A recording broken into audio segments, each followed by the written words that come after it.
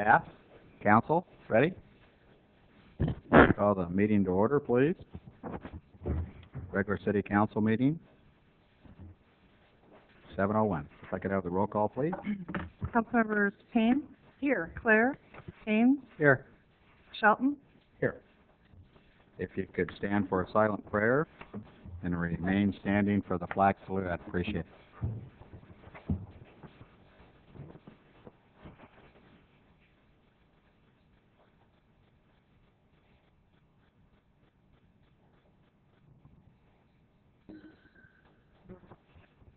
I pledge allegiance to the flag of the United States of America and to the republic for which it stands, one nation, under God, indivisible, with liberty and justice for all.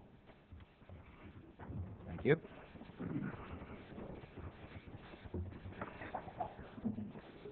Could I have the video statement, please? This meeting of the Galt City Council is being videotaped in its entirety and will be cablecast without interruption on Metro Cable 14, the Government Affairs channel, on the Comcast and SureWest cable systems. Tonight's meeting can be seen on Channel 14 and will also be webcast at www.sacmetrocable.tv this Friday and Saturday mornings at 9 a.m. Tonight's meeting can also be seen via live video streaming on the city's website at www.ci.galt.ca.us. A VHS copy is also available for checkout from any library branch. Members of the audience wishing to address council should fill out a speaker identification form and give it to the clerk. Please speak into the microphone when addressing council and state your name for the record. Thank you. Agenda approval, additions, or any deletions, council? If not, I have one item that I would like to move with your concurrence. The vacancy on the city council. Because we have people that are waiting, and I would like to do that either after the presentations or maybe even after the public comment. That's fine with me. Okay. Okay with you? Yeah, I'd prefer it after the presentation. After the presentation? That would be nice. Okay. So the first item we have up is presentation. Presentations. Presentation of awards for respect, Barbara Payne and Gary Gilmore, Galt Community of Character Coalition. Gary, if you meet me at the podium, and the recipients, be prepared to come up to the podium when your name is called. Okay.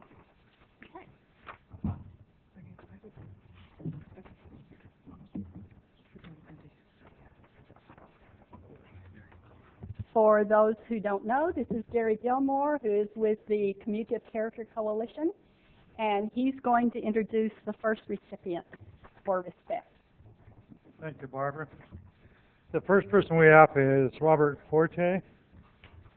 See here? Okay. Robert was nominated by Mike Turbin for Liberty Ranch High School. The nomination reads as follows: as girls soccer coach at Liberty Ranch High School, Robert established high standards for his team and on and off the field. He amplifies respect in all his dealings with the players, parents, staff, and other teams. He was a model coach who set high expectations for his team.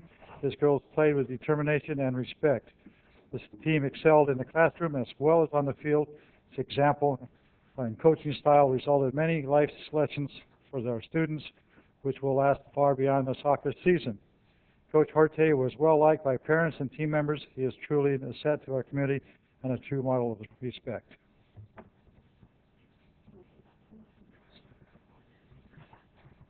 Unfortunately, he isn't here. He's probably coaching, yeah. The next recipient would be Beverly Sigafus Miller. If you can come up. And while she's coming up, I'm going to read what Peggy Fisher has said about this wonderful lady.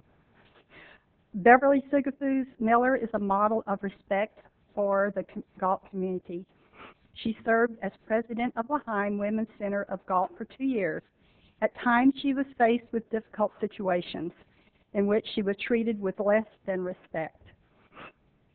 During these difficult times, she always responded with dignity and grace and treated each individual with respect.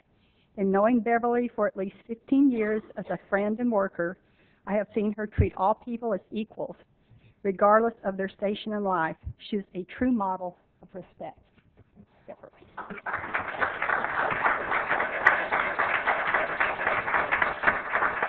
This certificate, which is little considering what you have done for this community.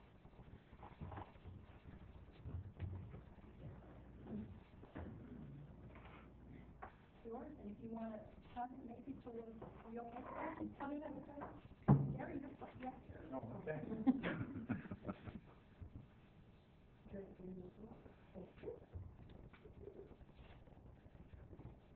Shirley, do you want to say a few words? And Would like to? could we hand a mic to her, Uh, please? Thank you. Thanks. I'm very humbled by this, and I just hope that I truly deserve it. It's such a surprise, and I thank the person that nominated me, and I hope I can continue to behave in this way. Thank you.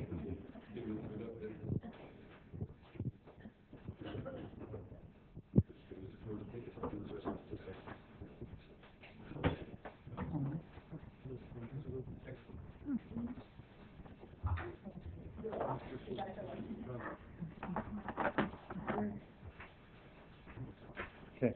Next one up is Melody McCarthy. Melody, please come up.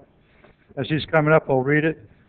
It says, as a deserving recipient of the recognition for respect, Melody has worked for many years for Sacramento County as a program specialist, serving the Galt High School and Galt Elementary districts. In that position and in her personal life, Melody emphasizes quality of respect. Melody demonstrates a deep respect for the worth of others as persons of high potential and worth. She values the experiences and opinions of others and is always able to see a situation from the perspective of other people. She is a master at conflict resolution because she is also able to help others view situations in perspective. Another way Melody demonstrates respect for others is in her positive approach to people. She believes that the positive traits of everyone around her and communicates this frequently. As a result, the people she comes in contact with live up to her expectations.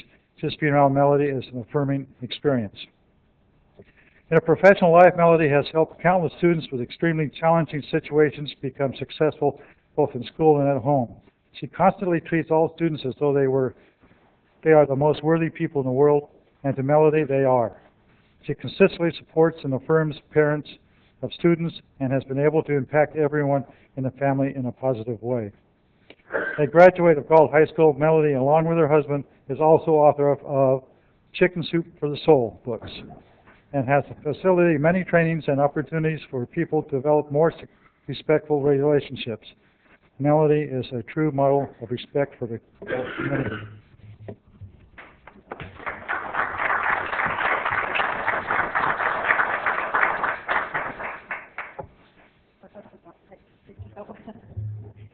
This is a very humbling honor, thank you. And I have to tell you, I know Bev Sigafus, and they didn't tell you everything she did. She also used to, years and years and years, work for the Special Olympics.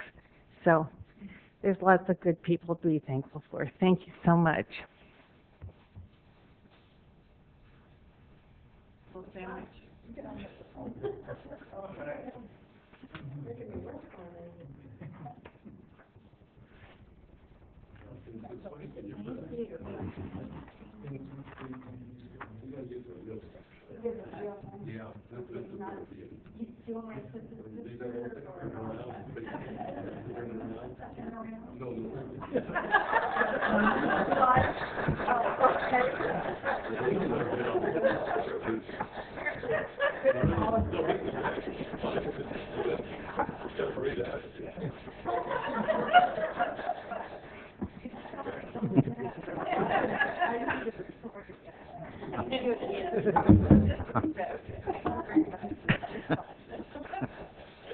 I don't know if Anna Castillo's here. If she is, there she is. Come forward, please. And Anna is a model of the character trait respect for Galt community. In spring of 2009, Anna worked as a bilingual aide in the family literacy class for adults learning English. She would voluntarily come early each evening and stay after class to help the teachers set up and clean up the classroom. Anna always showed utmost respect for the students and their difficulties, as she patiently translated anything the adult students needed. She treated each and every person with dignity and respect. In 2010, Anna was an outstanding instructional assistant at Greer Elementary School. She was given complete trust by teachers and administrators because of her known high personal character. No matter the task she was given, she never complained and performed at the highest level.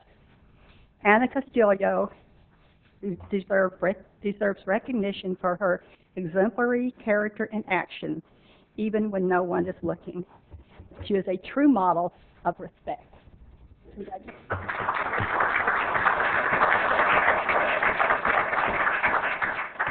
I would like to thank Mrs. Carr.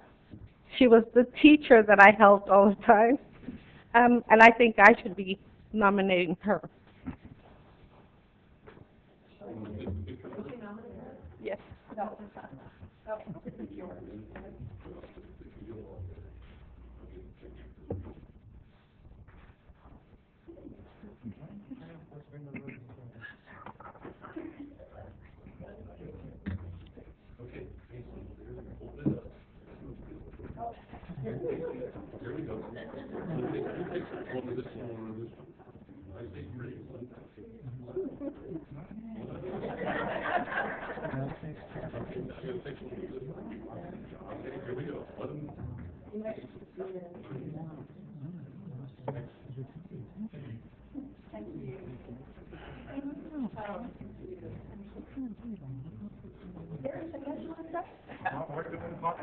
You think we're done then, huh? Okay. Congratulations to all of the recipients, and if you don't mind going out into the lobby, you will have pictures, individual pictures taken. Thank you. Thank you.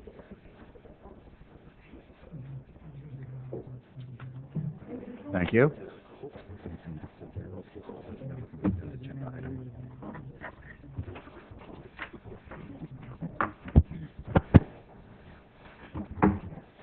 Next item, please. Next item, public comment. Under Government Code Section, are we doing public comment now, or do you want to do the other item? No, why don't we do public comment, consent, and then we'll go to that. Okay. Under Government Code Section 54954.3, members of the audience may address the council on any item of interest to the public or on any agenda item before or during consideration of the item. Please fill out a speaker sheet located on the table inside the entrances to the council chambers and forward the completed speaker sheet to the city clerk prior to addressing the council. We request that you state whether you live within the Galt city limits or the county area. A maximum of 5 minutes is allowed for each speaker. Tracy Gross?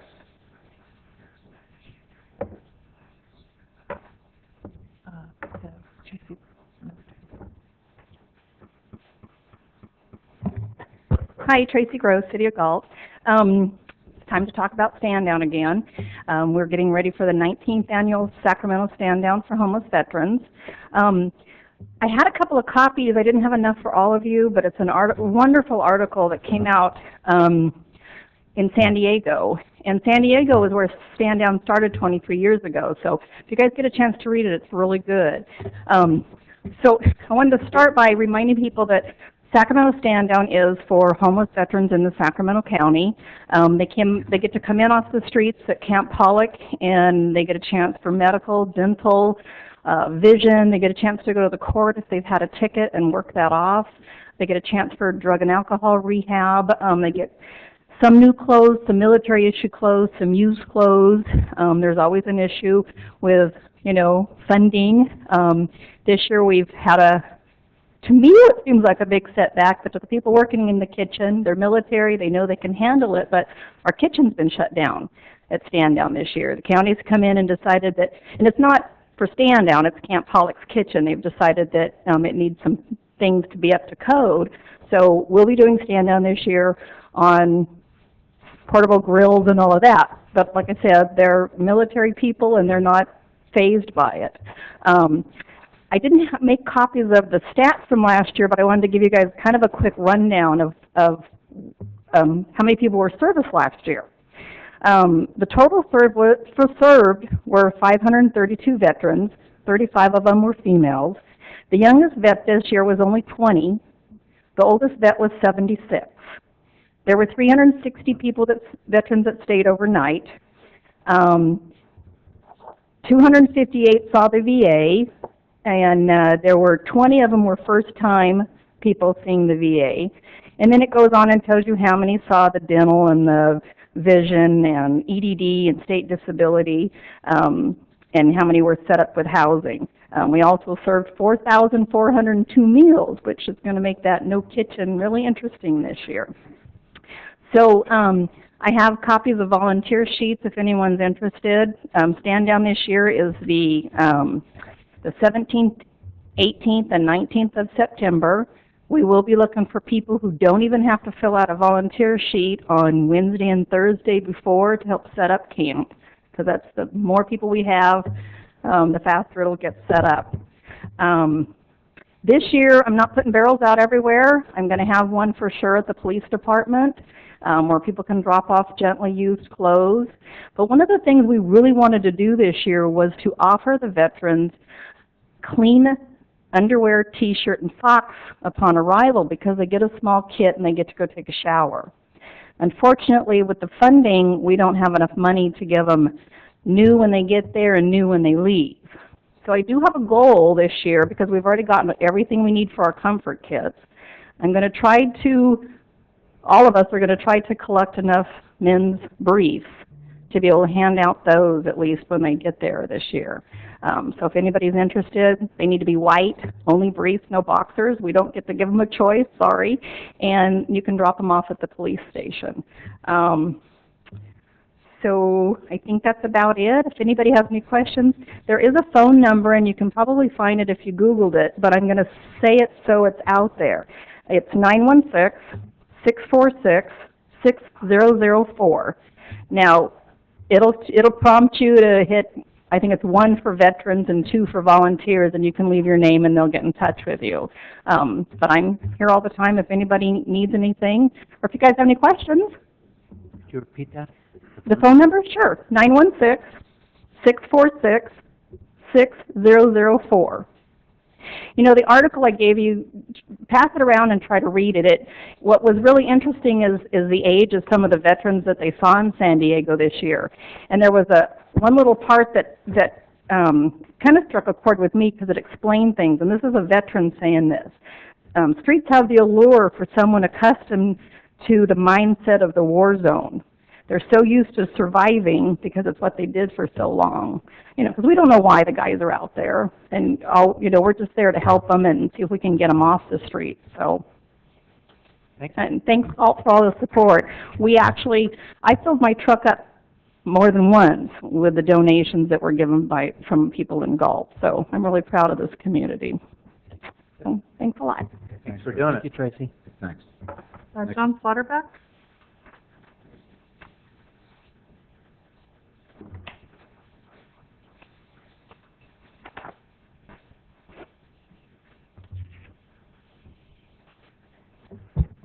John Slaughterback. I live in the city. I'm a week behind. It seems like each time you have a council meeting, the next council, I have something to say about the last one. South County Services. I would like to thank you, Mayor Shelton, for being cognizant of various agencies that already exist that help seniors in need. There are seniors receiving Social Security living below the poverty line, which starts at $902.50 a month. And some really receive less than that. They also receive additional assistance and and those receiving the minimum amount, around $600 a month in Social Security, also receive Medicare, Medicaid, their doctor's visits, eyeglasses, operations are paid for by the state and the federal government. There are presently 3 senior apartments in Galt, like the one being built on 4th Street here in Galt. These seniors pay based on their income, and the majority pay about $250 a month in rent. The government pays the remainder. There are other conditions that council should be aware of. On one or more occasions, I have been on bus trips to the gambling casinos, which happened to be on a Thursday. On a couple of these trips, I overheard some of the passengers commenting that some of the people in line for commodities were not needy. A week ago, I was at the Cibola Center, however you pronounce that, among a group of seniors, and one of them commented that tomorrow was Commodity Day. I told this group of seniors about the comments I heard a couple of years earlier, that there were people receiving commodities who weren't needy.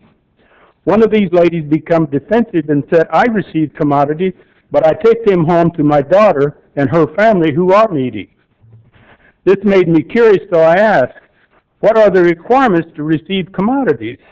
I was told you have to be a senior and fill out an application stating you're in need. Apparently there is no requirements to show proof of a need. Mary Lou Powers said the list continues to grow. It's going to continue to grow if there are no requirements other than being a senior.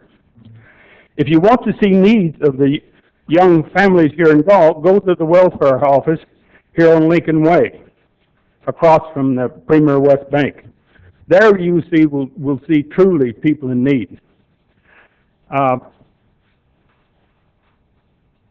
The point I'm getting at, some of this here I was aware of a couple of years ago. These statements were made to me on a bus trip. And then I had some more come to me last week. But there is no qualification. You just have to be the way they talk. All you got to be is a senior, put an application in and state that you're needy and you draw a commodity. Some of these seniors come out of the Depression era, and then even if they got $100,000 in the bank, they'll go pick up something that's free. I don't know the condition exactly. There may be a lot more needy drawing commodities than I realize, but I know there's a lot of benefits out there that the state and the federal government, California Medical, they've got some of them get all of their doctors, eyeglasses, they have operations paid for, and we even pay rent for them. There are not that many seniors. There are living below poverty in a way, but they're not as bad off as some of these young people out there. You want to give $25,000 to somebody, see what you can do for them. Go down to the welfare office and check it out. They're the ones that's in need. And I thank you, Mayor, for being a little aware of these other agencies that help seniors. Thank you. Thank you, John. Woody?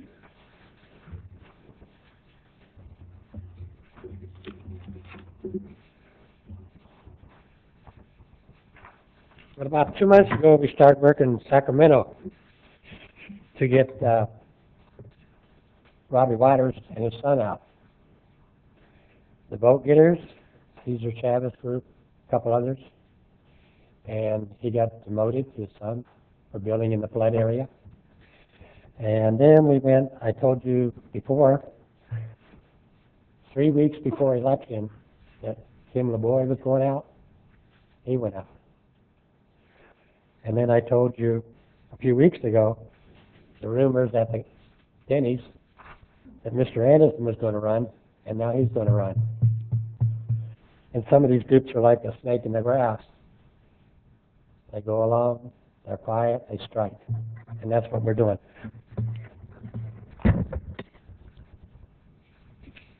Thank you, Woody.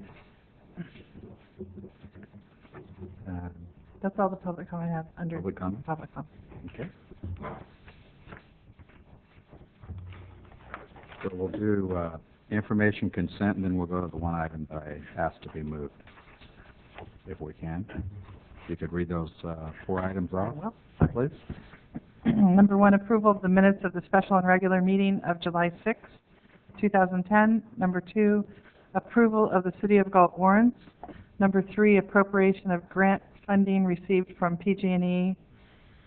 And number 4, renewal of annual firearms range lease agreement with CDCR, Department of Corrections. There's no questions or comments. I'll move the agenda consent calendar. I'll second. Motion's been made and seconded. Any further discussion? None? Roll call vote, please. Vice Mayor Payne? Aye. Councilmember Clare? Aye. Councilmember Haynes? Aye. Mayor Shelton? Aye. Passed. 4-0. Okay. If you could read that off, Liz. Okay, next item One. is, under City Attorney's Office, vacancy on the City Council. Good evening, Mayor and City Council members. As you're aware, Andrew Meredith resigned his City Council seat on July 7th. And typically, when a council seat becomes vacant, there's 2 options that are available to the City Council. One is to make an appointment to fill that seat, and the other is to set a special election. Because of the fact that Andrew's seat comes up for regular election in November, there's not an opportunity to set a special election. So in reality, the 2 options available to the City Council are to either make an appointment or to take no action and allow the seat to be filled at the regular municipal election in November. If the City Council desires to fill the seat by way of appointment, you need to take that action within 30 days from the date of the resignation, which would be by August 7th. And it would be appropriate for the council to entertain a motion to fill that seat this evening by appointment, or you certainly could direct the city clerk to advertise for interest in the position and fill it by way of appointment at any regular or special election prior to the August 7th date. So with that, I'd be happy to answer any questions you have regarding the process. If I may, we have received an email, and I think we have 3 or 4 people from the public who'd like to speak. Could we go ahead and have them comment first? Okay, we'll do public comment first. Sure. Al Baldwin?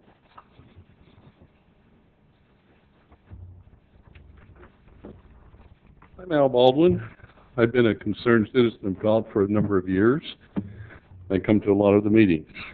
And this is a city of character, and I enjoy being in it. I want you tonight to consider the reason to consider myself, Al Baldwin, for a temporary council position. You said you wanted to know who. I'm throwing my hat into this one. Why? Any decision that I would vote for would need to be in the best interest of Galt.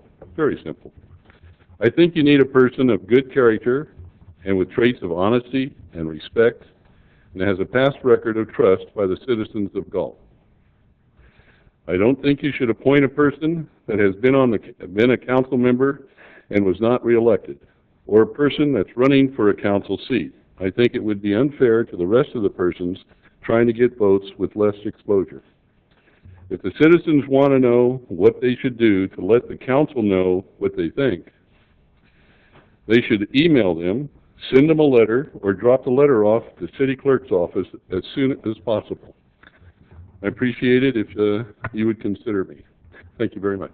Thank you. Thanks, Al. John Slaughterpath?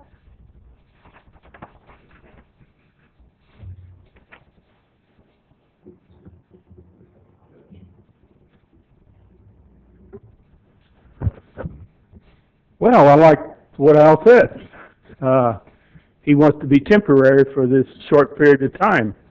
And I was either going to suggest Tom Mawson, but now that he's brought this up, I hate to see, he brought up the points of making it unfair if you appoint other candidates and he wants to be here for that short period of time. I like that. So I'm all for Al Baldwin being the temporary, or Tom Mawson, excuse me. But one of those 2, I don't think it's right. It'd be unfair to put somebody else in here. But I agree with Al. That would be a way to eliminate giving another person an advantage. They'll have to be elected. I think that's the only way that I would feel comfortable with another council member. I don't think this council should put somebody in here and give them an unfair advantage.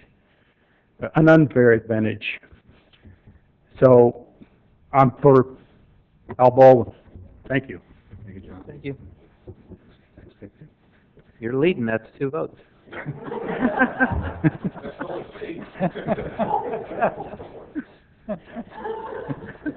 Next speaker, please.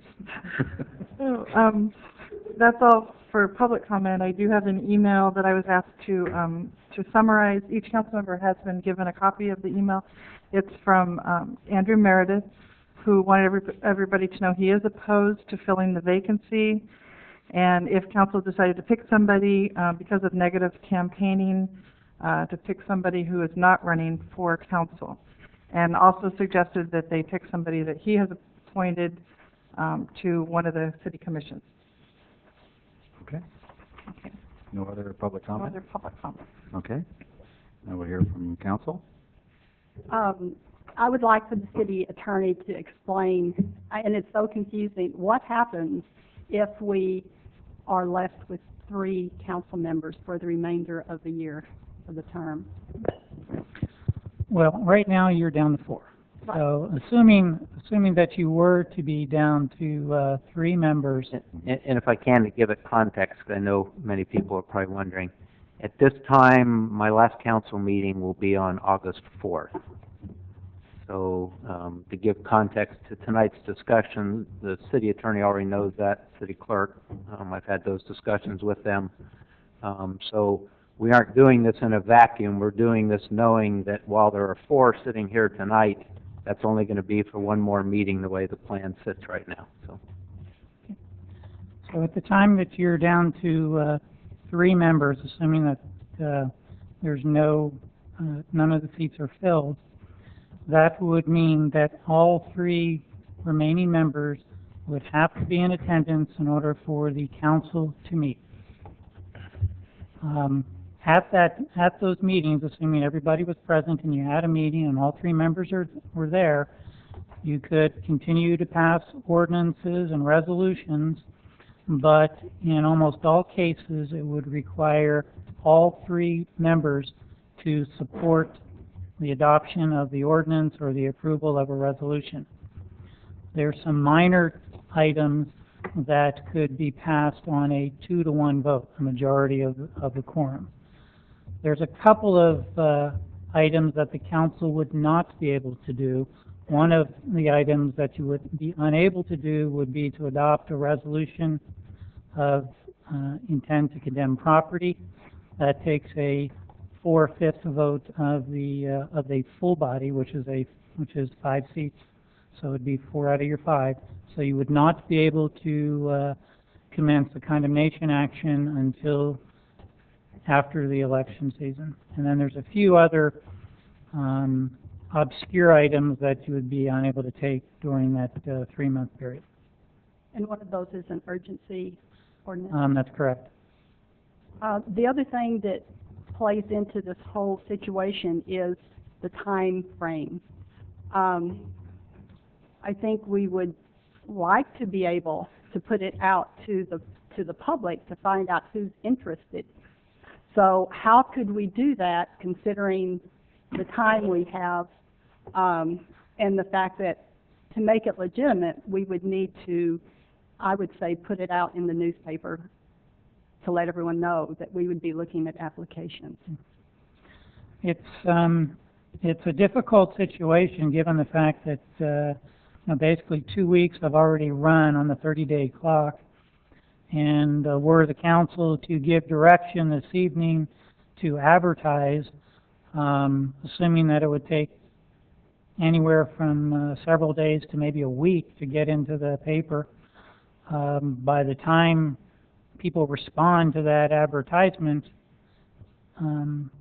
it really would mean that you'd have that information probably on the eve of the next regular city council meeting, assuming that you gave it a week to run, and the next meeting on the 4th would be 3 days before the 30-day clock expires. So it's in a situation where because of the timing of this resignation and the fact we're already 2 weeks into it, it probably is pretty difficult to go through certainly an extended process of seeking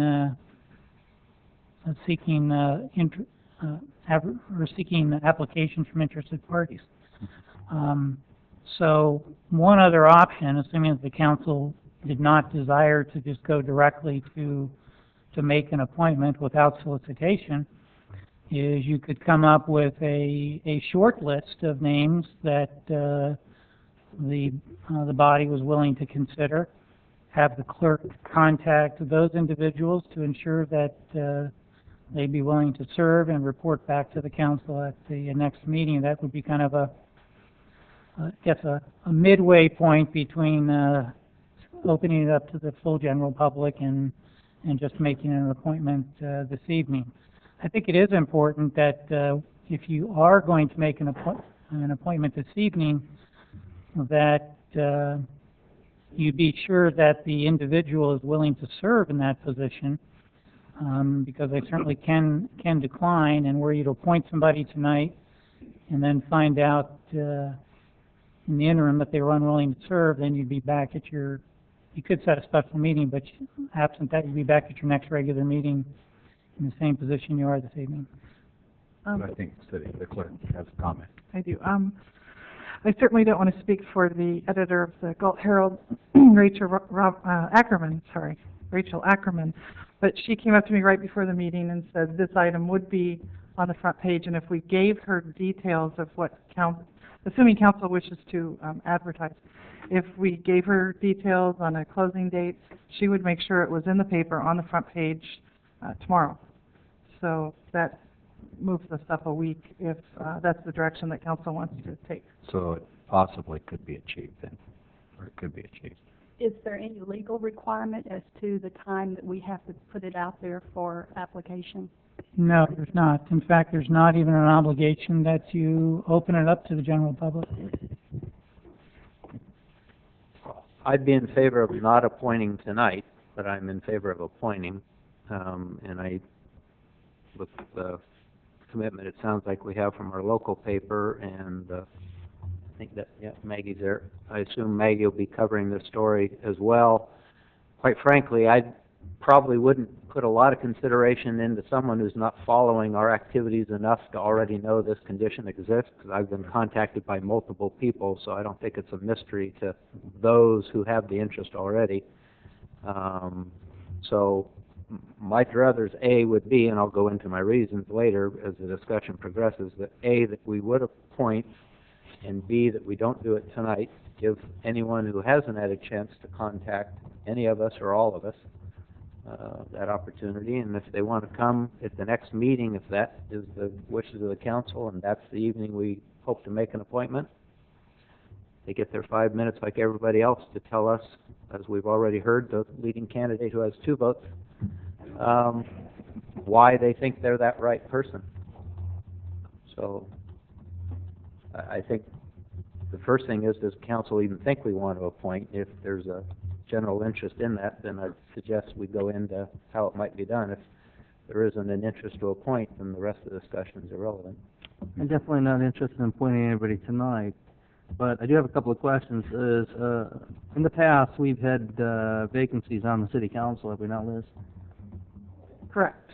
And those vacancies, were they filled? Because as I recall, we did not fill, like in '99 or in '99, Timber Boy was appointed, but there was another In '99, Timber Boy was appointed. Then in 2001 or 2, Rick Stansel was appointed. Okay, but there was a point, was there not a time where we did not fill a position? No, you're thinking of all those times they didn't appoint me. That was the... I think there was one I'm trying to remember who it where was. we went to the next election. I can't remember her name. I think it was... I think from Christina, that's when they appointed Rick. Is that Rick? But there was one time where we did not have somebody appointed, I believe there was. so we've done it before. But we're in a little different situation this time. We already heard another council member saying, I got tonight and the next meeting, and then I'm gone. Right. so we'll be down to three. Yes. If this is something that the council is interested in doing, I definitely think that it should be put into the paper. We've already been informed that it can be in tomorrow's paper.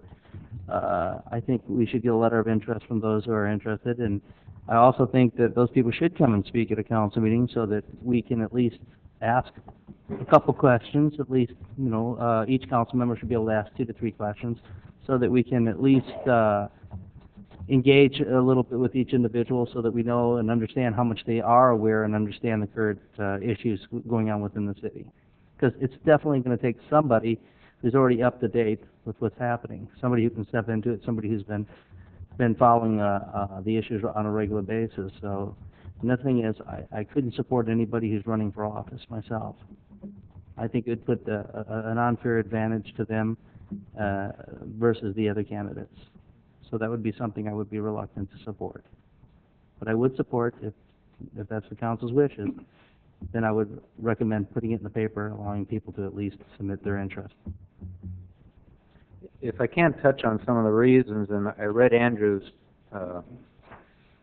letter, and in fairness, I want to be clear, people understand, he believes, and I'll quote, "There is absolutely no need to appoint someone to fill a seat for less than 10 meetings," and I respect that that's the conclusion he's drawn, but I want to go back, and I realize it was a cheap shot to throw in all the times I didn't get appointed, but because I was around during those times, I'm probably more familiar with every appointment that's been made in the last 14 years and the ones that weren't, and the reasons for and against those.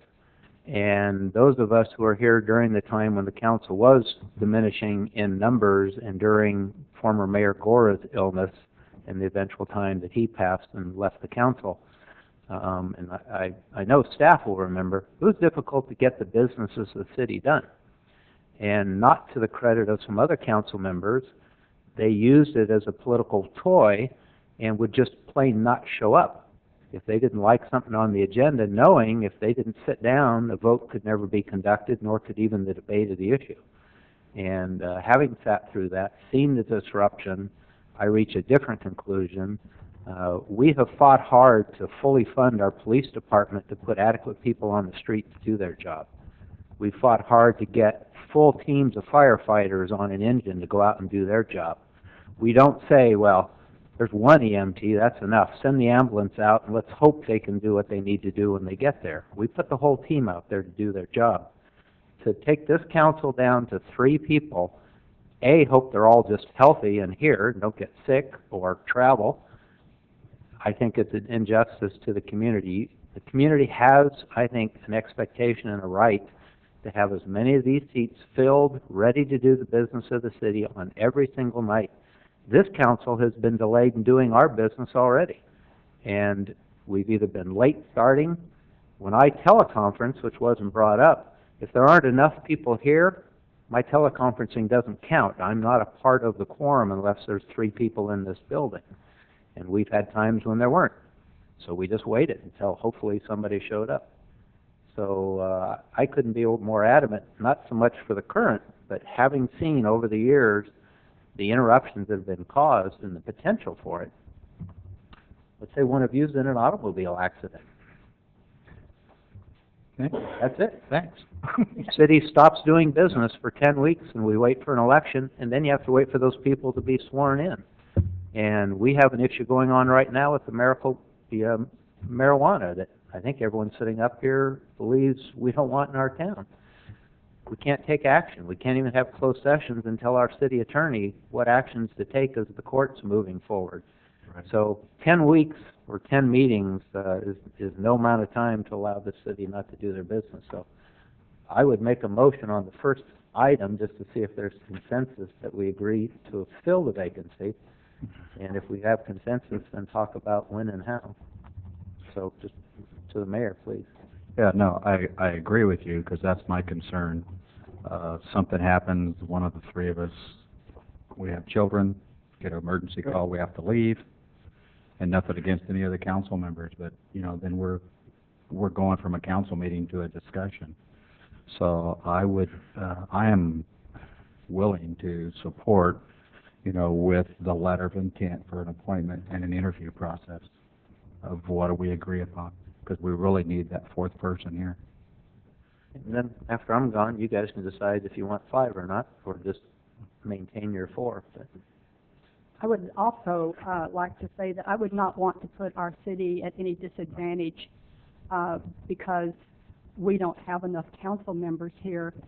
And the other aspect of it is, in many cases, all 3 of us have to agree. Right. And that's not a good situation. Not that we wouldn't agree, but it would put a lot of pressure on someone if he disagreed, because he would know that things wouldn't progress. And the other thing is, there is no reason that I can see to put the city in that position. I think we have capable people out there. I think you have a council that can select someone. So I would definitely be in favor of filling the vacancy or vacancies. Sounds like I don't think it's an issue about attendance with anybody who's up here, but there is some potential with only having 3 council members, and I understand that. Sure. My concern would be simply is that anyone that we select should be gone through a process that is fair for everybody, and that the community, we demonstrate that we're doing the best we can in that selection process. So, because that, whoever we put up here will represent everyone just like they were elected. So, they gotta represent the people, so that's why I think it's important that we have an opportunity to ask a few questions, and we allow everybody who has an interest. So, I have no issue with trying to appoint somebody. My issue is just making sure that we do it fairly and equitably for everybody. and I agree with Don, if we could let people know, invite them, we can't obligate them, but invite them to be here at the next meeting to answer any questions or to let us know anything. I think that helped the process. And Great. with understanding that that night of our next meeting, that we would vote to appoint someone, Yeah. whoever that individual would be. I'm guessing from the number of people I've heard of that there'll be a reasonable pool of people to choose from. And it will be a limited position, so it will be nobody, I hope, would be running for office, but it'd be a limited position so that in the next election that those who are actually voted into office will actually take that place. Yeah, this person's term expires in That's right. 10 meetings. So, they need to understand that. Okay, well, if there's no further questions, We need a second. I'm sorry. I'll second it. Well, I don't know if he said I would make a motion, but I don't know if he actually Well, I was deferring to the mayor, though. I didn't want to end debate. And Was that a motion that you were making? it is if everyone's had a chance Yeah, to. that's what I was getting ready to ask. And I would move that we put out such notices and ask the newspapers to assist us in getting the word out. We're on TV tonight, so that's getting out. And it would be our intention, if there is a viable candidate before us, on the 4th. We're not meeting on the 3rd. That's National Night Out, so it's a Wednesday meeting to make that appointment. I second it. Motion's been made and City seconded. attorney, and do we have to continue? Another, Just as a point of clarification before you call the question, sure. do you desire that letters of interest be provided to the city clerk? And if so, do you wish those to be delivered a certain number of days in advance of the meeting? And secondly, do you desire the candidates to respond to any particular questions in their letter of interest? And finally, do you desire them to be present at the next meeting of the council on August 4th? For the sake of my motion, I would request that we prefer the whole list you just said, but I wouldn't require it. A, because I believe in freedom of speech. I think someone can show up that night we've never heard from, met before, never submitted anything, and have a right to speak and be considered along with anyone else. And this body's actually appointed someone that I recall to another position I applied to, who never even submitted their name, and none of us ever saw that person, and they were appointed by the council to the position, so there's also precedence for it.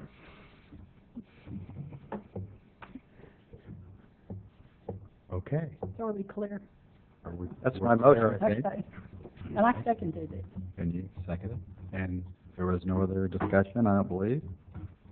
I'll ask for the roll call vote, please. Vice Mayor Payne? Aye. Councilmember Claire? Aye. Councilmember Haynes? Aye. Mayor Shelton? Aye. Okay. Well, hopefully next meeting, we will appoint someone. Now, let's see, we will move back to scheduled matters. Number one, City of Galt Landscaping and Lighting District Number 3, public hearing, approval of engineers report, and levying of annual assessments for fiscal year 2010-2011. Mr. Halliday will give the report.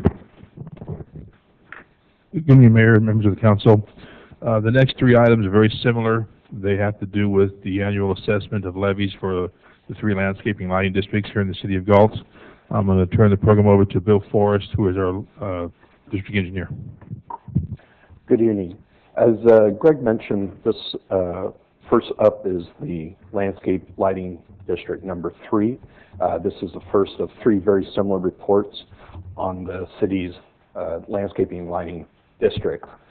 I'll only read this once. The staff's recommendation is to conduct a public hearing on the levy of proposed assessments for the City of Galt Landscaping and Lighting District Number 3 for fiscal year 2010-2011, and upon the close of the public hearing, approve the engineer's report as is or as modified pursuant to such public hearing, and order the levying of annual assessments for fiscal year 2010-2011.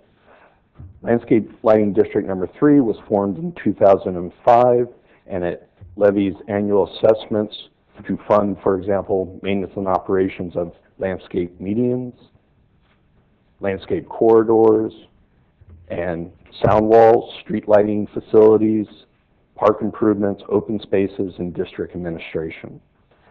The overall benefit zone for the District Number 3 consists of parcels within the city lying west of State Route Highway 99, excluding those parcels that are already in the West Side District. Currently, 230 parcels are being assessed, and that has not changed. The annual assessments for all parcels within District Number 3 are the same. They are not fixed, and they may be adjusted annually for inflation. The original setup of this district established 1.5% as a minimum adjustment that can be made if the CPI, the Consumer Price Index, winds up being less than 1.5%. The CPI compares the index from, in this particular case, this fiscal year, from January 2009 to January 2010. Looking at those indexes, the CPI was 2%. The proposed maximum assessment for fiscal year 2010-2011 is $277.06 per parcel, which is a $5.43 increase per parcel from the last fiscal year engineer's report.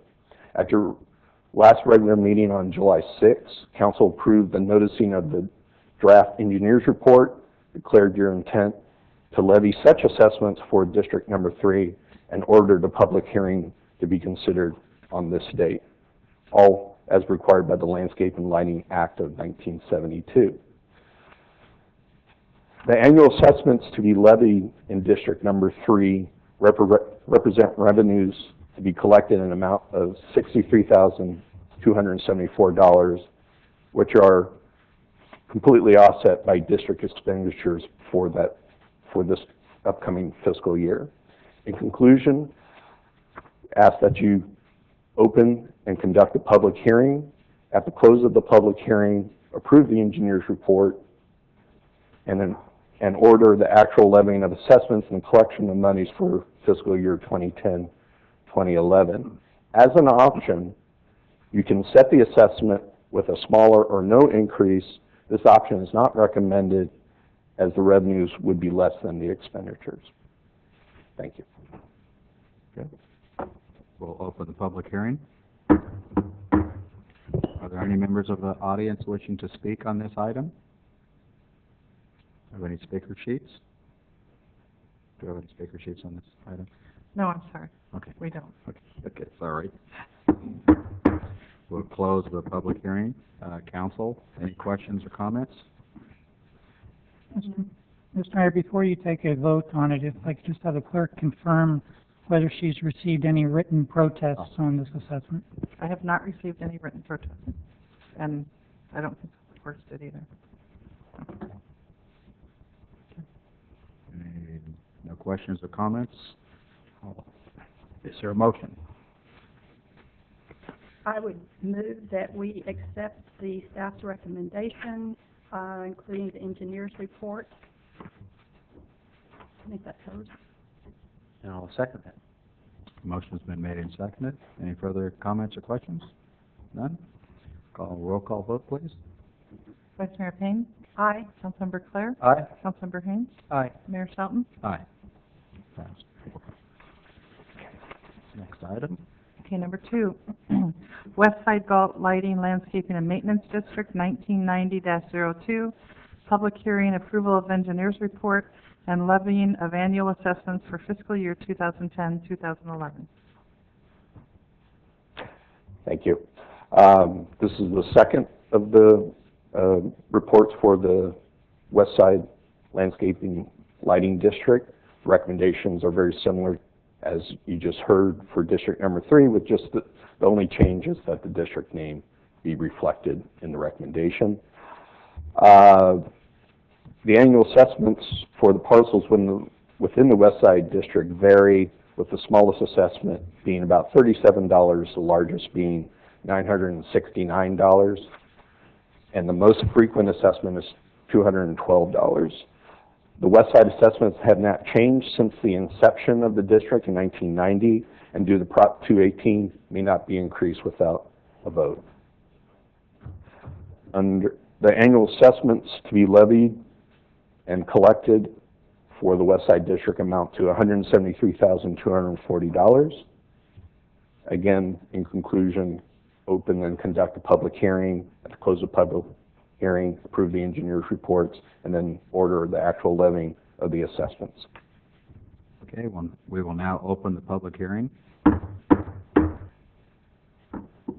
Again, any members of the public wishing to comment on this item? None? Do we have any? I have no speaker sheets, No speaker sheets? Or, and I received no protests. okay. Okay, we'll close the public hearing. Council, comments, questions, or a motion? Move we accept staff's recommendation. Second? Motion's been made and seconded. No further discussion. Roll call vote, please. Vice Mayor Payne? Aye. Councilmember Claire? Aye. Councilmember Haynes? Aye. Mayor Shelton? Aye. Passed. We're up. Third item. Number 3, Northeast Galt Landscaping and Lighting District Public Hearing, approval of engineer's report and levying of annual assessments for fiscal year 2010-2011. This is the last one. Again, the recommendations are the same as with the 2 previous districts. The annual assessment for the parcels within the Northeast Area District vary, with the smallest assessment being coincidentally also $37, the largest being $14,600, and the most frequent assessment is $111. The Northeast, like the West Side, the assessments have not changed since its inception, which was also in 1990, and again, due to Prop 218, they may not be increased without a vote. The annual assessments to be levied represent revenues in the amount of $453,250. Open and conduct a public hearing, close the public hearing, approve the engineer's reports, and order the actual levying of assessments. Thank you. We'll open the public hearing. Again, any members of the audience wishing to comment on this item? None? Close the open meeting. And there were no protests received. And no speaker sheets. No speaker sheets. Okay. Comments from council or No comments. motion? I move to approve the engineer's report and levying the annual assessments for fiscal year 2010-2011. Motion's been made. Second. And seconded. No further comments or questions. Roll call vote, please. Vice Mayor Payne? Aye. Councilmember Claire? Councilmember Haynes? Aye. Mayor Shelton? Aye. Passed. And we already covered the city attorney's office, community development. Got one item there. Community Development Block Grant, CDBG. Thank you, Mr. Mayor, members of council. The item before tonight is consideration for the CDBG expenditure program for the years 2010, 2011. The staff report was prepared by Chris Arias, Associate Planner. He's got a little bit of background and discussion on some recommended projects for the council to consider here tonight. With that, I'll turn it over to Chris to give you a short presentation. Good evening, Mayor and council members. My name is Chris Arias, Associate Planner with the City Community Development Department. As Kurt mentioned, the item you have before you is the annual Community Development Block Grant CDBG allocation. We are asking council to provide direction on the use of the CDBG funds. As you are aware, the city receives $200,000 annually from the CDBG program. The city partners with the Sacramento Housing and Redevelopment Agency for administering of the CDBG program. Each year, the city must identify and report to SHRA its intended use of the funds. In the past, the city of Galt has used CDBG for a variety of capital improvement projects, including the Lincoln Way parking lot project, street and utility improvements, and upgrades to the library and Chabola Community Center. At this point, we are in the position of reporting 2 years of CDBG allocation to SHRA, years 2010 and 2011, for a total of $400,000. Staff is recommending allocating $10,000 to complete the Lincoln Way parking lot project, $260,000 for the Central Galt Rehabilitation Project, and $130,000 for the streetlight retrofit project.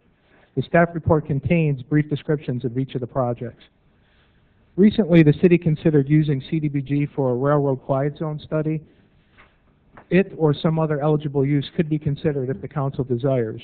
If the council wishes to move forward with the quiet zone study, the cost of it would have to be reduced from one of the other projects. That concludes staff's brief presentation. We're here to answer questions if you have it. Okay, I believe we have one speaker. We do. Mike Hutch? I hope.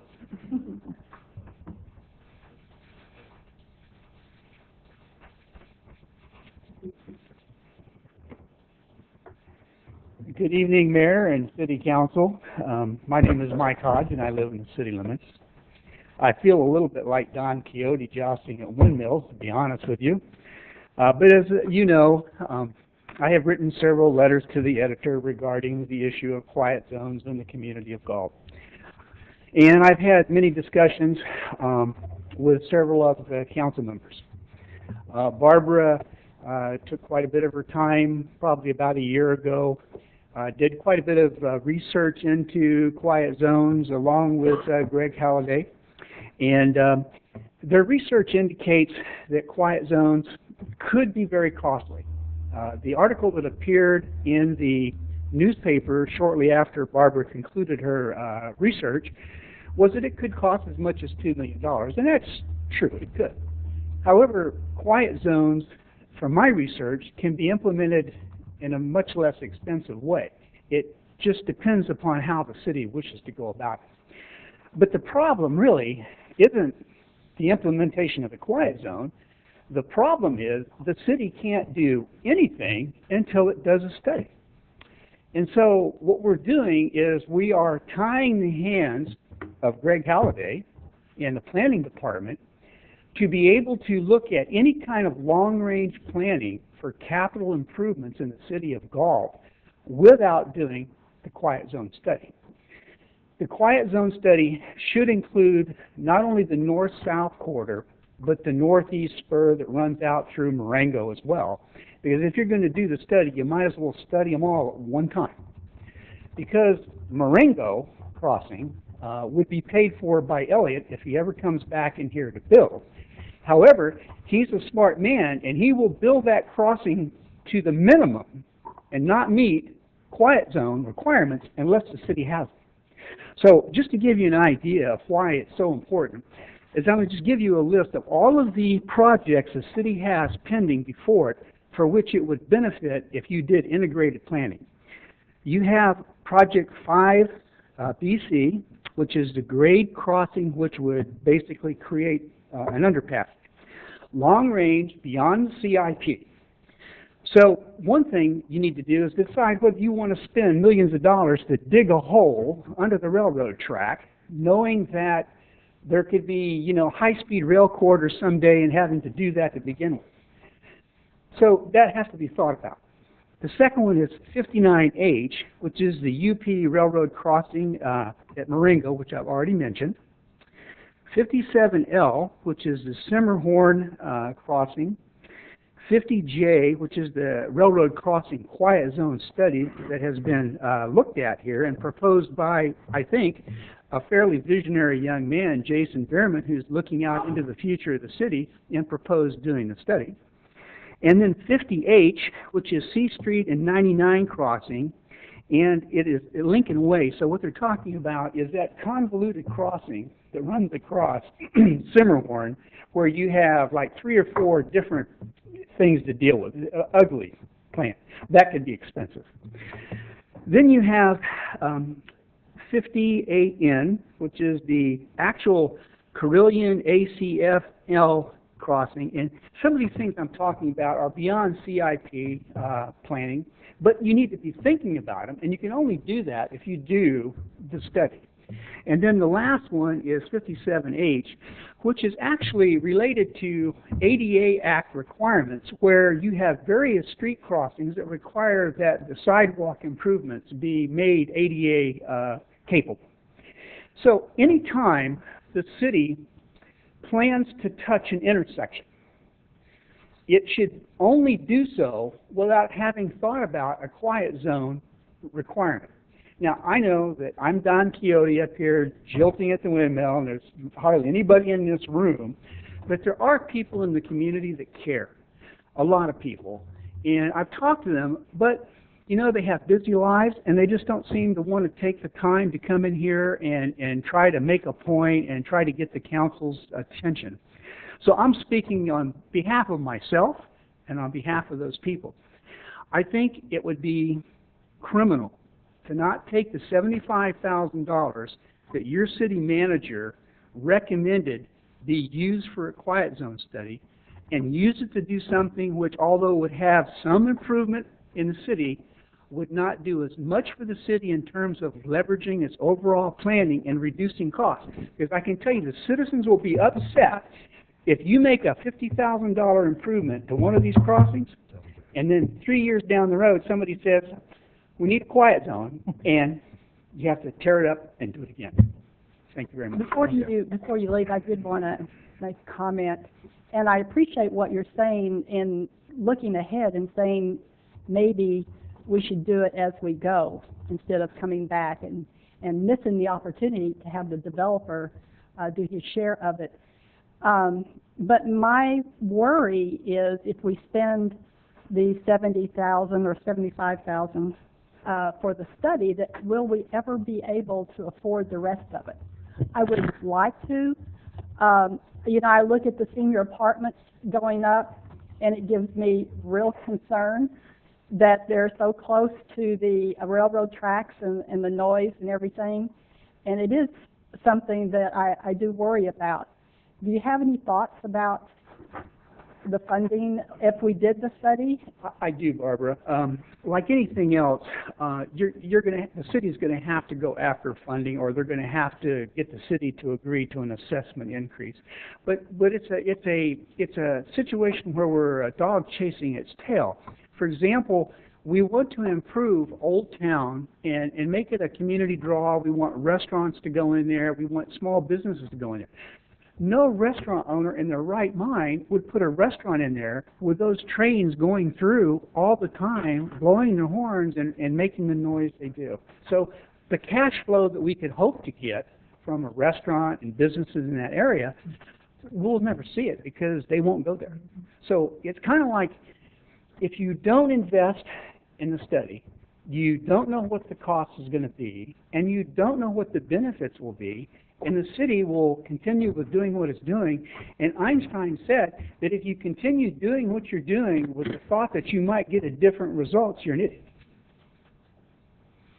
So I'm just saying, Barbara, that we really need, I know $75,000 is expensive, but in this world, for the engineering study that Greg requires, because he doesn't have the staff to do this study, That's really not very much money. You know, I appreciate what you're saying, and I think a lot of the issue is because the economy's in such a downturn at this point, if we were to move, my concern is if we were to move forward with the study that because the growth isn't occurring, and we probably are years away of doing it, from actually seeing any kind of growth that we would benefit from, that if we did the study now, by the time we got around to actually being able to implement, that study would be outdated, and we would find that we would have to go back and pay for another study. That would be my biggest concern. Well, not necessarily, because the study, once the study is done, unless there is something that occurs in the community, specifically in the area where the study has been done, then there is no change to the findings of the engineer. The other thing that occurs is that anytime, you remember when we were talking about shovel-ready, you know, the big Obama thing, shovel-ready projects, have your projects ready? Well, we don't know, but we might actually have an opportunity to get some federal money one of these days. I mean, this high-speed corridor coming through could be a potential. I think it's many years away. But I guess, Don, I think that we're just foolhardy not to do this. Thank you. Thank you. Thank you. Thanks.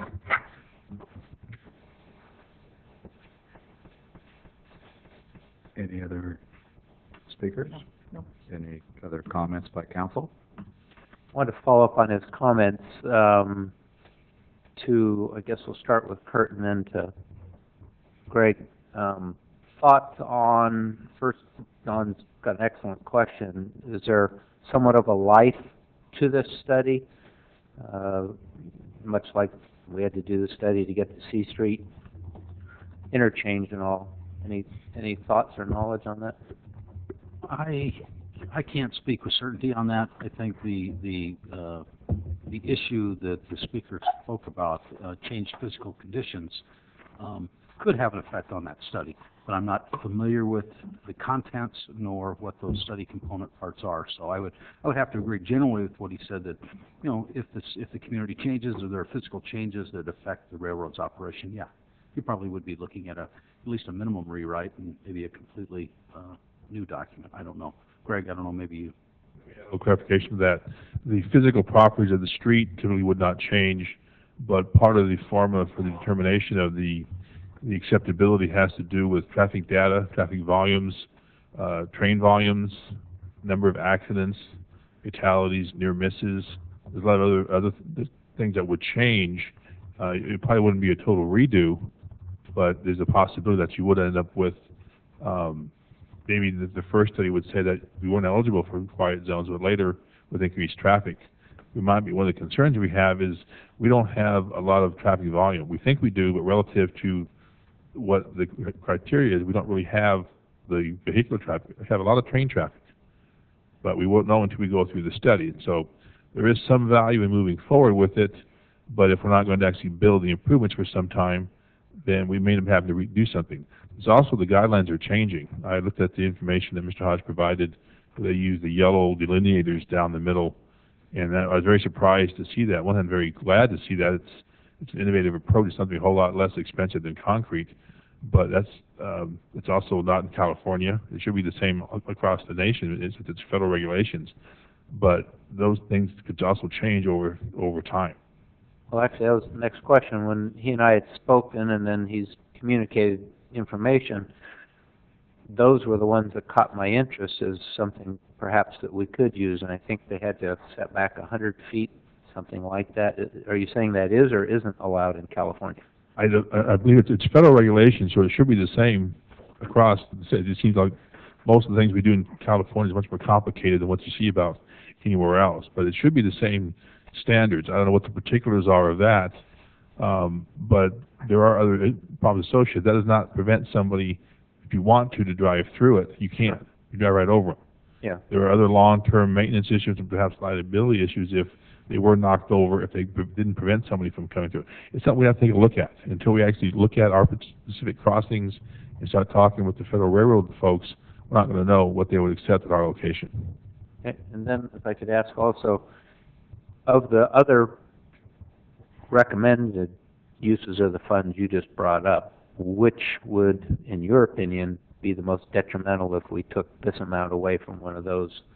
Is it something that if we take part of it, you can't do any of it, or is it proportional? Well, you know, the streetlight program, we did receive some grants to start that streetlight program, so that retrofit program will begin with some funding. With the CDBG program and adding additional funds, the hope was to really hit all the streetlights. So, you know, that's one area maybe where you can accomplish you know, some of the goal of the streetlight retrofit program, but not all of it, and maybe revisit it later if you so wish.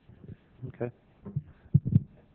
You know, I'd like to do what our speaker has pointed out, and this isn't the first time he's pointed it out, and I think there's validity to it. I would be cautious, as Don said. I wouldn't want to invest in it, and I don't think he would either, only to have it serve no purpose to us.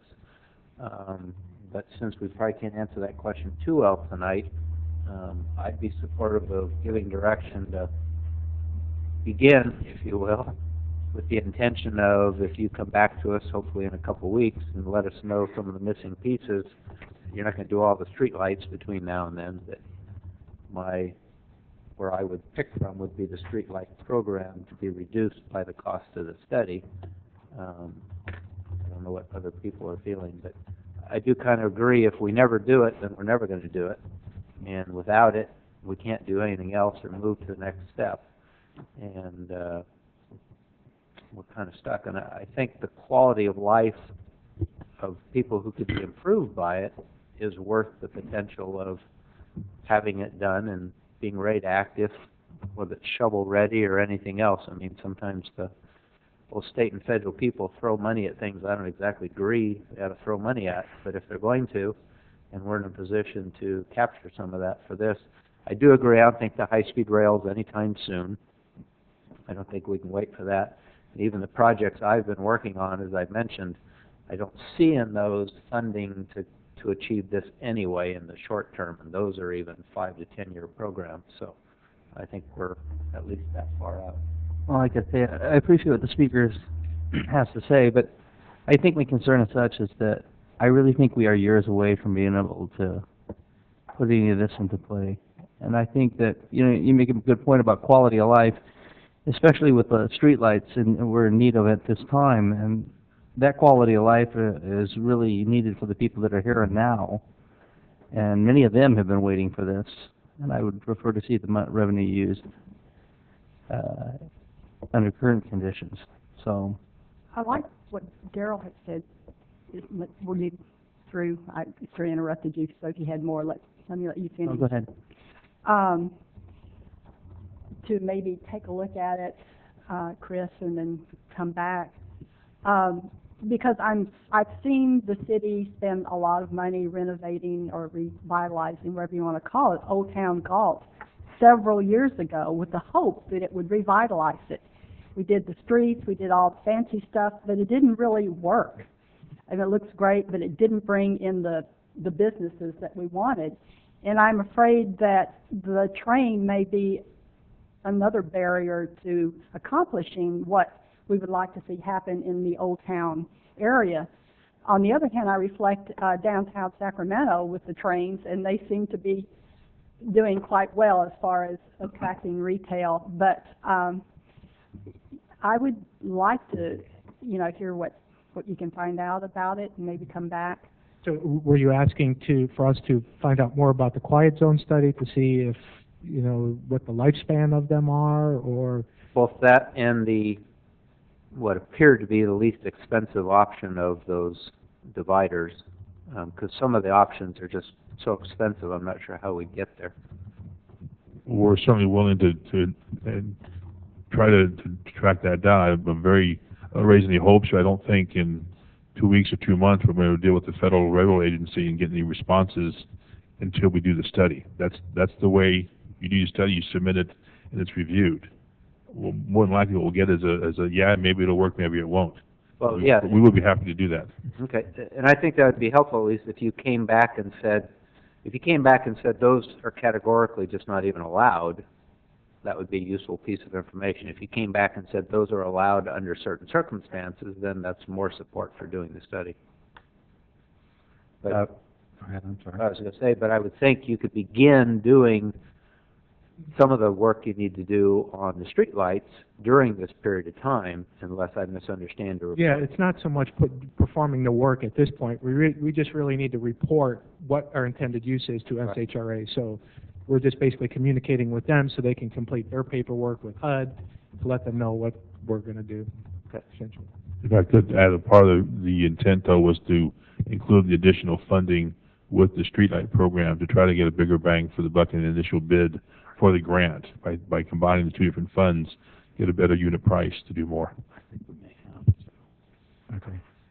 Now I'll comment. I agree with Don on the lights, but what I'd like to know, and I don't know if you can answer that tonight, you have a comment here where you would be reducing the streetlight retrofit program. That's where you're proposing to take that 75,000. How many lights is that? Street lights? I mean, do you have a ballpark or? Well, in the staff report, it mentioned that the grant that we received, it was estimated that we can retrofit somewhere between 66 and 100 streetlights with the funding, the grant funding that we received. We have a total of 173 streetlights that could be retrofitted.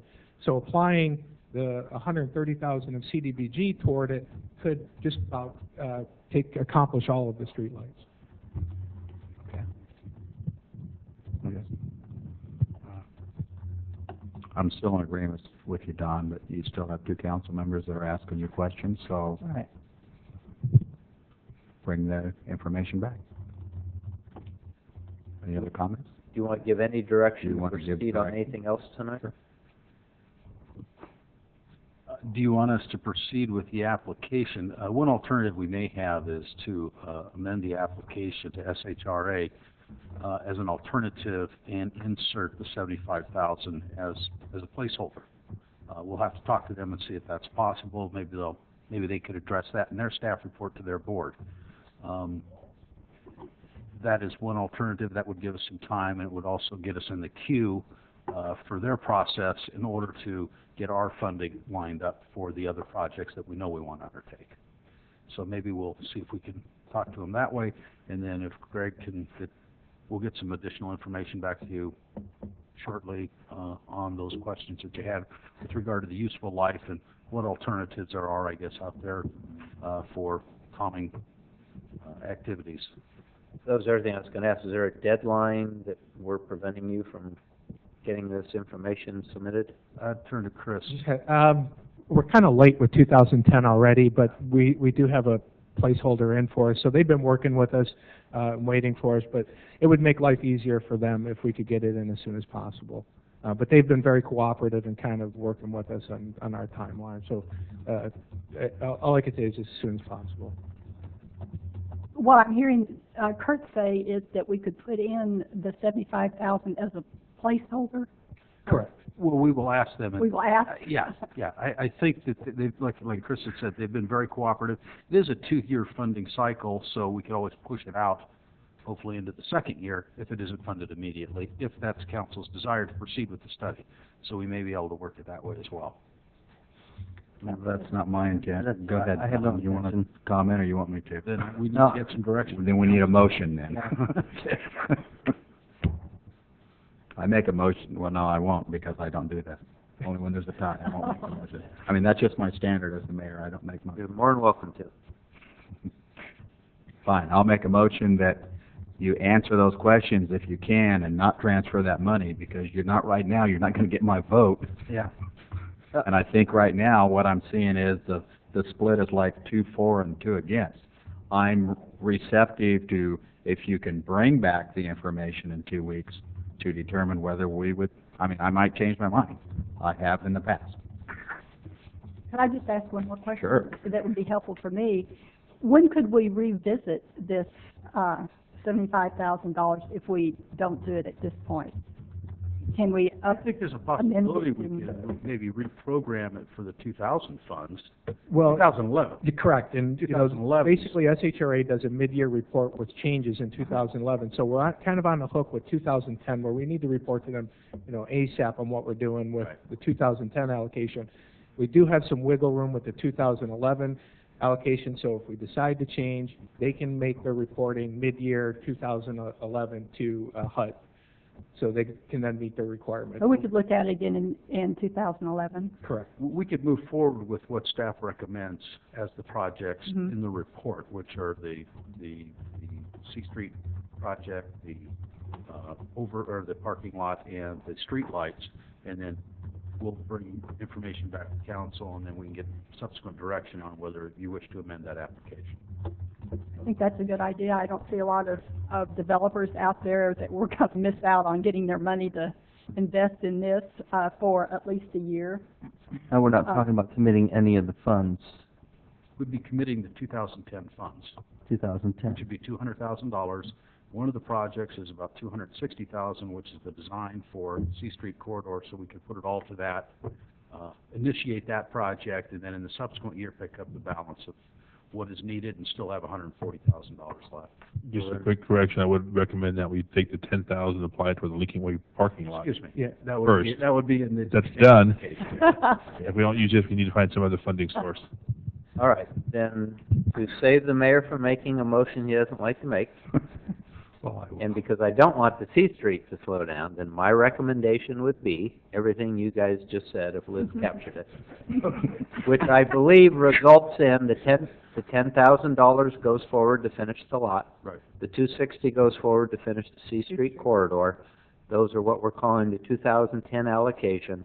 And we will have a chance to program, once you bring us back the information we've asked for, in the 2011 part of the two-year cycle. Is that Chris is shaking his head like he that feels correct? good about that. All right. Street lights, perfect. And hopefully we can get the study from Street lights. Mr. Hodge and the rest of the community. And not Are you lose it having- forever. So, Don, you have a comment? I'm still not comfortable with the study. I don't want to commit any money at this point because I'm not committed. My motion doesn't have any No. spending of any money for the study. No, that's what I understand. Right. It does not. It gives us the chance to revisit it in the 2000 adjustment, if you want to call it the mid-year cycle. Yeah, at mid-year. Okay. I think we got it. That's my motion, if there's a Is second. there a second? I'll second. Okay. Any further comments or questions? None? That's fine. Call for the roll call vote. Vice Mayor Payne, Aye. Councilmember Claire, Aye. Councilmember Haynes, Aye. Mayor Shelton. Aye. All right. Thank you. Thanks, staff. Next item. Thanks to Mr. Hodge for showing up and being Don Quixote. It's not lost yet. Acquisition of J.C. Hall, 405 5th Street, Galt, California, APN number 150-0253-001, and development alternatives. Thank you, Mr. Mayor, members of council. Several months ago, council gave some negotiating parameters to staff regarding the subject property in terms of looking to potentially acquire the property. Consistent with those directions, staff has a conditionally agreed upon sale agreement with Mr. Casada and Mr. and Mrs. Casada and Mr. Vieira in the amount of $40,000.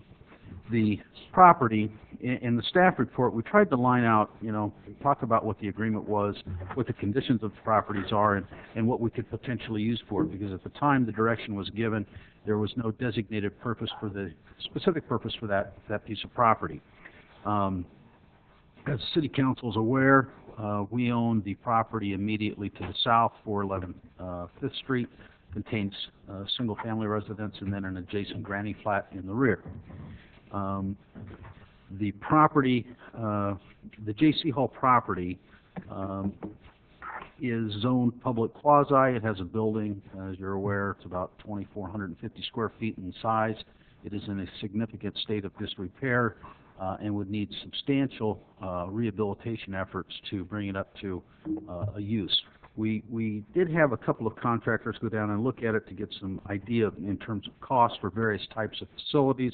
The cheapest it would look like, it would be at least somewhere between $50,000 and $100,000 just to bring the building back in a shell condition that could be used for some either public purpose or office purpose. I don't think office is really or commercial is really an appropriate designation in that area simply because of the residential nature of the building. And this is the J.C. Hall that This you're is the talking J.C. about? Hall, yeah. Nothing to do with the houses? Nothing to do with houses. These estimates do not include any rehabilitation for the homes. They're in fair condition. They would require some upgrades, but for residential purposes. But the estimates here are just on the J.C. Hall. A couple of alternatives that staff has put forward for council consideration. If the council does decide to pursue acquisition of the property, would be to look at preparing a request for proposal to distribute to the development community or others, to look at maybe a consolidation of the two properties and see what we would get or what people would propose to the city in terms of a development and a use. Obviously, I think the city would be most interested in something that's of a community benefit. Staff has not defined what that is. I think we would leave that open to those wishing to respond to the RFP. The RFP could be from nonprofits as well. The city's participation in the RFP process could be financial, it could be land donation, it could be market value. We won't know unless we test those waters, so it's an idea. Many communities do this. Just put out a proposal if we have a piece of land, and what does it look like the market would bear, and what would be desirous for the community. So that's one alternative. Other alternatives would include selling the property, and this would be mainly on the two residential homes. We could sell those without any improvement on the open market as is. If we did purchase the J.C. Hall, you could sell the houses or remodel and demolish the J.C. Hall, potentially look at a rezone and put some additional residential on that particular lot. You could probably get about two parcels on there. The last alternative is do not purchase the J.C. Hall. I mean, that's obviously you're not bound by anything at this point, but that is a possibility for the council to consider as well. You have I passed out a sheet of paper right before the meeting started, and it is a counter offer from the realtor who is representing the Casadas. The two changes that they are requesting don't affect the draft agreement you have in your packet. They simply indicate a specific dates by which the buyer, the city, would have a signed offer with a price of $40,000, which is what has been conditionally agreed upon and negotiated, by a date specific, July 23rd, and we'd close escrow by August 31st. The second item is they wish to delete item 6.3. This had to do with commissions to be paid. The city initially, not knowing that they had the property listed, indicated that this was a non-commissioned sale. However, the applicant or the property owner did in fact have it listed. RE/MAX has negotiated something separate with the seller. The city would pay no commission. It would come from the buyer, which is normal in most cases anyway.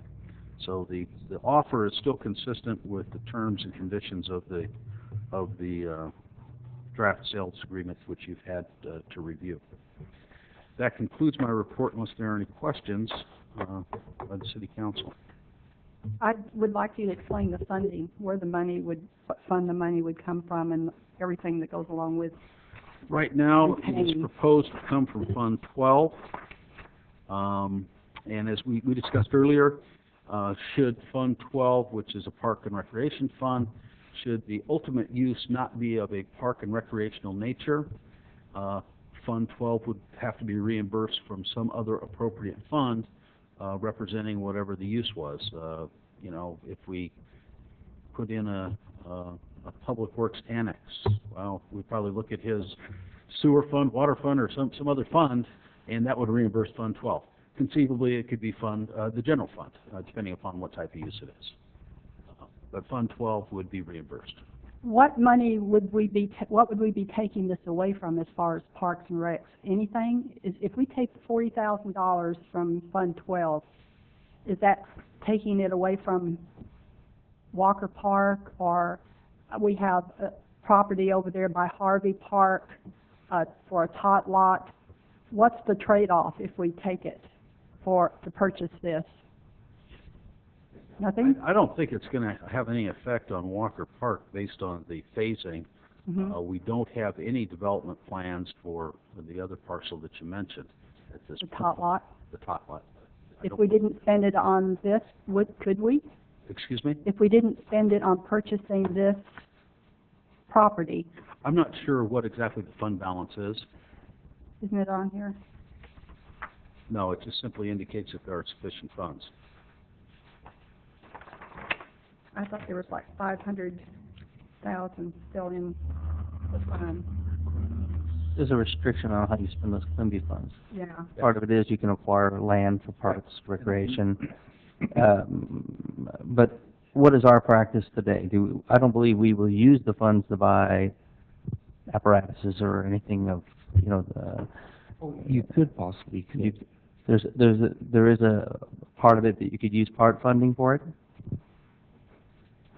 Could it be solely used as a source to pay for that? The CLIMBY funds, I mean, other than property? You're talking about a tot lot earlier? Well, what I'm saying, you could use those monies for construction purposes, but I think, as Kurt indicated earlier, the phasing project of Walker, we're currently doing phased 1A, where money's set aside, and there's no, say, funding due to the economy for, say, phase 1B in that sense. Sure, you could put it in for, playground equipment in that Harvey Park annexation. One other question is, the other parks that are in existence now, could this money be used to repair them or replace? No, it can't. It's only for new construction. Thank you. Okay. Any other comments, questions from council? No, I guess I will just mention, I think we know that this has been an awkward path in the least. It's been not a pretty story how we got here. I did have a chance to get some information I was looking for before we consider what we're doing tonight. It seems the potential for the things we could do by acquiring that are worth the money we're going to spend to acquire it. And I'm not even sure tonight. We would have to know for sure. I'm satisfied there's enough potential, good potentials, to make use of that property that I would support buying it tonight. We ended up doing quite well with the Habitat for Humanity on the lot there at Lincoln. So there's housing possibilities. The small tot lots that aren't popular in our park design is still a potential, but I realize probably not a likely one. And there's other things, and I guess maybe one of the best things that could come out of that we didn't get here very gracefully is to try and finish on a more positive note and put that to good use. I don't know if the fire department could use it for any training, either before they burned it down, using for various rescue trainings or other things, or then eventually burning it down. I don't know if it would be safe or even proper to burn it down. But I know we have done that in, Rayleigh's. Before we put in the Rayleigh's, we burned down that house, and I say they. I didn't set it on fire. Your old office, yeah. So, there might be multiple things that could come of good of that building in phases. So I agree with you. I think it has a lot of potential for the price, and I'm not comfortable with how this came about either, but I would very much support purchasing it. The only thing we need to remember too is that if we purchase it, we're still going to spend another possibly up to $100,000 to do something with it. So we're really not talking about spending $40,000. We're talking about maybe $140,000. And where would that money come But to? it's not Fix it up or to demo it, either way. Well, if the city purchases property, we are going to have some costs. We'll be taking on the maintenance efforts. We're going to have to weed abate. It's in need of weed abatement. We're going to have to make sure it's secure. I would suggest that we, whatever council direction is, that we move forward, because it is a a building that needs attention, and either we rehabilitate it or we get rid of it, one or the other. I mean, it's an eyesore, and I see it more as a liability in its current state, and we wouldn't really want to let it sit there for very So long. my second question was, where would the money come from to either demo it or rehabilitate it? What fund would that come out of? It could potentially be out of Fund 12 again. Okay. I would want to talk with the city manager and find out exactly, once we determine what we're going to use it for, it makes it a lot easier. Right now, we have no determined purpose for the building or the property.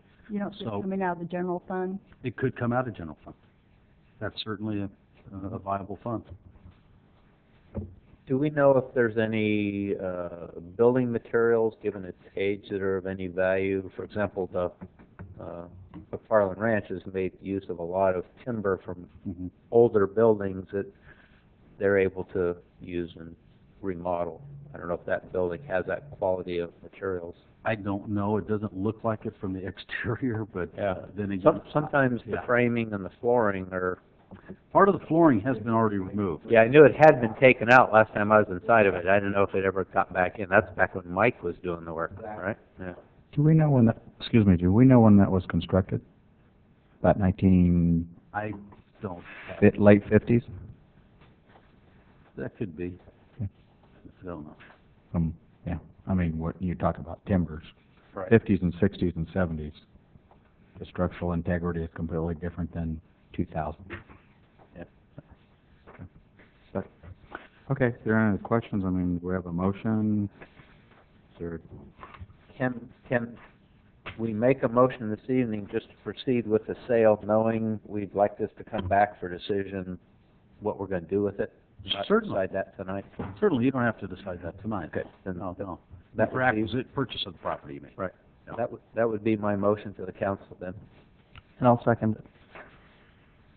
Motion's been made and seconded. Any further discussion? If not, roll call vote. Vice Mayor Payne? Aye. Councilmember Clare? Aye. Councilmember Haines? Aye. Mayor Shelton? Aye. If I didn't make it clear, the motion was intended to incorporate the change you gave us with these minor items. Thank you. We'll incorporate those in the contract.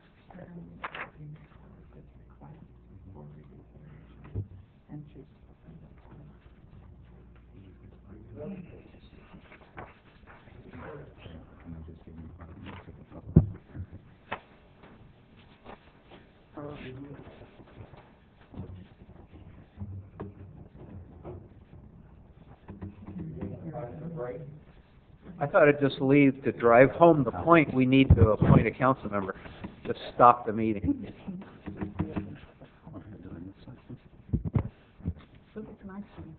Oh, good idea. Okay. Next item is communications. I don't know if there was any. If not, we will adjourn to redevelopment agency. And if I could have the roll call, please. Board members Payne? Here. Clare? Here. Haynes?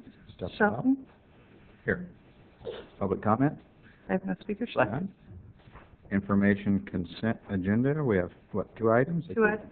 Read those, please. First one, approval of the minutes of the meeting of July 6, 2010. And the second, approve the redevelopment agency warrant. Okay. Is there a motion or any comments? I'll move we adopt the consent agenda. Motion's been made and seconded. Roll call vote, please. Vice Mayor Payne? Aye. Councilmember Clare? Aye. Councilmember Haynes? Aye. Mayor Shelton? Aye. Okay. Adjourn and reconvene to the Galt City Council. City Clerk's report. Just a couple of quick items. At a previous council meeting, staff requested that the National League of Cities dues be brought back to council for consideration. We just received our renewal notice, which would take us through September 30, 2011, for the amount of $1,489. Right now, looking for direction on continuation of the membership. I would say at this time that I would not be interested in spending that money. I know that we've had some benefits from it, but I think we have good relations with our representatives. So I would not be supporting renewing the membership. I defer to Don. I know he's participated, I think, the last 2 years, so what would your desire be? Well, you know, I think there's a benefit to the participation. I would prefer that we continue as we have. Would you be attending the next annual meeting, do you know? I won't be able to, but I think I would like other council members to have the opportunity to. Do you know, Liz, if, let's say we didn't renew it now, and after the election, if people wanted to attend, can you join again? We could join. I don't have a price at this point. I don't know if we'd pay for the full year if they're prorated, but we could join midstream. Could I ask, when is the National League? What time of The the year? National League in DC? DC, right. Says it Usually February, April. Like February or March? February or April, I thought. Do you remember when you were? Yeah, I'm sitting here thinking, I want to say, February, March, April, I know for sure. I'm thinking March. It was March. Spring or early spring, okay. Yeah, March. Okay. Well, yeah, we could do that. I mean, I agree with that. If that's the case, because I would still like to give, as Don said, the opportunity, especially once the new council's seated, for now, I would then not spend the money and find out if there's people who participate. I'd still be supportive of it if people are going to participate in the organization. I agree. So I guess that would be a motion. Then I'll ask for a motion, right, because we'll need one now. The motion would be that we not take action on it tonight, but that it come back after the council's seated and see if they want to join at that time, if people intend to participate. You know, that can be achieved that way? Okay. I'll second. Okay. Motion's been made and Mr. seconded. Mayor, I think there might be public comment on this item. Pardon me? There might be public comment on this I'm item. sorry. On the national, okay. Andrew Meredith, City of Galt resident, Part B.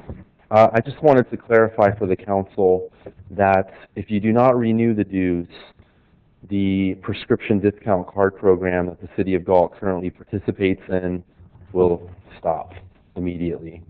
The discount prescription card program is dependent upon your participation with the National League of Cities. So if you're not a member of the National League of Cities, you will no longer participate in the discount card program. So I just wanted to clarify that. Thanks for doing that, because it does make a difference. Okay, thanks. Do you know, Andrew, do you remember about the last time we got our statistics, how many people are participating? I think the statistics are now forwarded to Councilmember Haynes, but I think the last time that I got a update, I think it was at 50 members a month were participating, and they were saving roughly $700 a month total. So. Okay. With that, then I would change my motion. No, second. So I would Continue. move that we continue our dues. Okay. Motion's been made and double seconded, I think. Yeah. Well, we need a vote? Vice Mayor Payne. Aye. Councilmember Claire. Aye. Councilmember Haynes. Aye. Mayor Shelton. Aye. Staff comments? None, sir. I just have one if I could. Just want the council know I attended a luncheon today hosted by West Jost Consulting Engineers out at the treatment plant. They had lunch for the contractor, Kuya, and the construction manager and all the designers as a celebration of where we're at with the project. It's amazing how much we have torn up and working everywhere. And so if you're interested, we'll be coming back to council at the next meeting with an update on our permits. We'll have a slideshow on some of the progress we've made to date. But if you're interested, I'll be happy to take you out and give you a little close-up tour. If I could, with that note, I hope we'll be intending to have sort of a public tour when the time is right to see where we've gotten to after all this. Okay. Comments by council? I have no comments tonight. Darrell? A couple, if I could. Certainly my condolences to Senator Cox's family of the senator's passing.